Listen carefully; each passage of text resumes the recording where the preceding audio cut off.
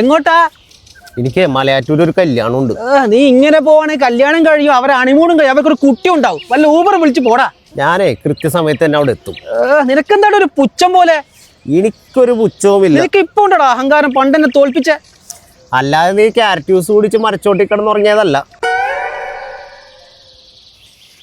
ഇവനെ ഒന്നും കൂടി മത്സരത്തിന് ഇറപ്പിക്കണം. ആ നഷ്ടപ്പെട്ട ഇമേജ് ഉണ്ടല്ലോ, അതെങ്ങനെയും തിരിച്ചു പിടിക്കണം.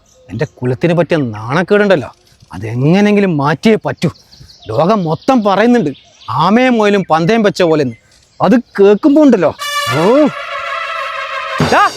നിക്കടാടാ, പേടിച്ചോടുന്നോടാ. ഞാൻ പേടിച്ചോടുന്നൊന്നുമില്ല. നിന്റെ ഓട്ടോ നടത്തല്ലോ ഒരേപോലെ തന്നെയാണല്ലോ. അല്ല, ഇതേതാ കല്യാണ വീട്? ഇതാണ് എനിക്ക് പോകാനുള്ള കല്യാണ വീട്. അപ്പൊ ഞാൻ ഇഞ്ചോട് ഇത്രയും ദൂരം നടന്ന് ഇതിനു വേണ്ടിയാ? ഒരാവശ്യമില്ലാണ്ട്.